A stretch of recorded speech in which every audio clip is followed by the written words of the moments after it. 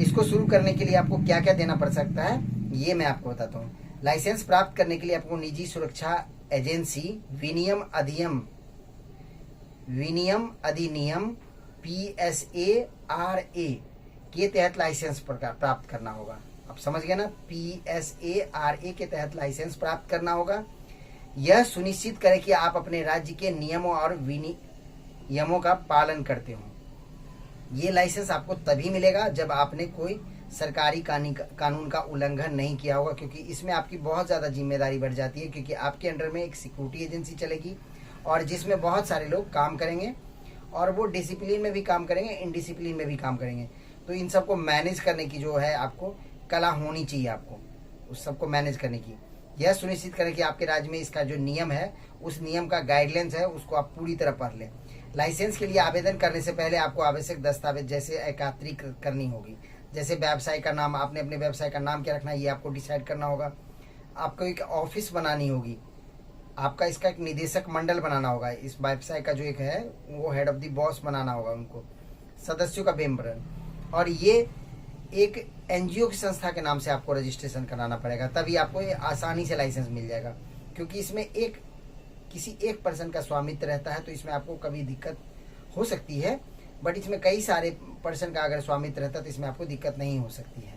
Licence प्राप्त करने में कुछ समय भी लग जाता है, कई बार आपको लाइसेंस प्राप्त करने में 2-3 महीना भी लग सकता है इसके लिए।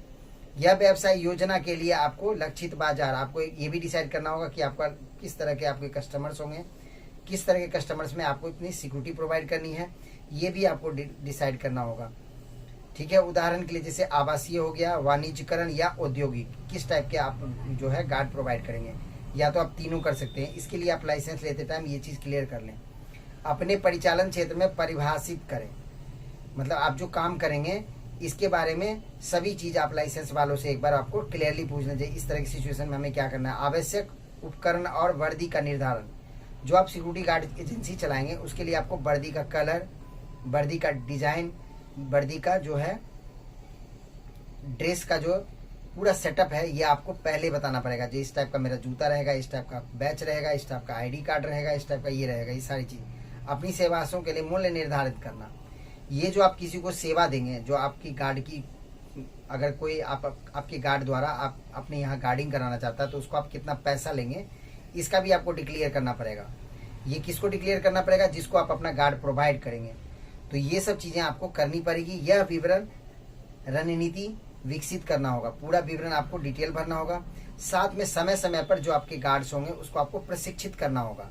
जैसे प्रशिक्षित करना होगा कि अगर किसी तरह की सिचुएशन में आपको क्या करना है, अगर किस तरह की सिचुएशन में आपको क्या करना है, दूसरा अपने आप का सुरक्षित कैसे रखना, अपने आप को बचाना कैसे है, और अपने आप के साथ जहाँ पे आप गार्डिंग कर रहे हैं उनको कैसे प्रोटेक्ट करना है, ये सारी चीज़ आपको। व्यावसायिक पंजीकरण करें, अपने व्यवसाय का पंजीकरण करें। उसके बाद एक आपको अकाउंट खुलवाना पड़ेगा, जो आपको एक कॉमर्शियल अकाउंट है वो खुलवाना पड़ेगा, जिससे आप कंपनी से, इस कंपनी के नाम पे पेमेंट लेंगे। कंपनी के नाम पे आपको अकाउंट खुलाना पड़ेगा। सिक्योरिटी गार्ड एजेंसी जिस नाम से आप चलाएंगे उसी के नाम से आप एक, जिस नाम से एजेंसी होगा उसी नाम से एक अकाउंट खुलवाना पड़ेगा। उसमें आपको फिर पेमेंट लेनी होगी और फिर आप इसमें स्टाफ सबको पेमेंट दे सकते हैं। उसमें आपको ये भी सीमा क्लियर करना होगा कि आप कितना स्टाफ तक नॉमिनेट कर सकते हैं। जैसे कई बार क्या होता है कि आपको लिमिट मिलेगी, आप 100 स्टाफ तक नॉमिनेट कर सकते हैं, आप 500 स्टाफ तक नॉमिनेट करते हैं। कई बार होता है कि अनलिमिटेड आप कर सकते हैं। तो ये चीज़ आपको क्लियर करना होगा उसी टाइम। इसके लिए आपको एक वेबसाइट भी बनानी होगी। अगर आप सिक्योरिटी गार्ड एजेंसी का बिजनेस करेंगे तो आपको एक वेबसाइट बनानी होगी, जिसमें आपको डेली पोस्ट करनी होगी आपके एजेंसी का जो ऑफर है, जो एजेंसी की जो फैसिलिटी है। अगर यहाँ कोई गार्ड की नौकरी करने आते हैं तो उनको क्या फैसिलिटी मिलती है, ये भी आपको अपनी वेबसाइट पे डिक्लेयर करना पड़ेगा। अगर ये कोई गार्ड लेना चाहते हैं तो उनको किस तरह से आपको कनेक्ट करना होगा, ये सारी चीज़ आपके वेबसाइट पे डेवलप होना चाहिए। अपने ग्राहक से अनुबंध स्थापित करना, अपने ग्राहक से आपको अनुबंध स्थापित करना होगा। आवश्यक बीमा, अगर जो एजेंसी आप चलेंगे उसके नाम से जो रजिस्ट्रेशन होगा उसका बीमा भी करवा लीजिए। अगर एजेंसी में किसी तरह का जो कोई अनहोनी होता है तो उसका पैसा आपको बीमा कंपनी द्वारा भी दिया जा सकता है। मीडिया वेबसाइट पर आपको डेली अपडेट करना होगा आपके कंपनी के जो बेनिफिट्स हैं वो। ग्राहक की आवश्यकता अनुसार सुरक्षा गार्ड प्रदान करें। अगर कोई ग्राहक है आपका जिसको 10 गार्ड चाहिए, आप वहाँ पे कहेंगे कि मेरे पास 4 गार्ड है इस टाइम, तो ये नहीं चलेगा। आपको वहाँ पे 10 गार्ड ही प्रोवाइड करनी पड़ेगी। किसी को 2 गार्ड ज़रूरत है, आप कहेगा कि नहीं मेरे से 4 गार्ड आपको यहाँ लेना पड़ेगा, तो ये नहीं होगा आपका, क्योंकि देखिए जो आपका कस्टमर है उसी के अकॉर्डिंग आपको काम करना है।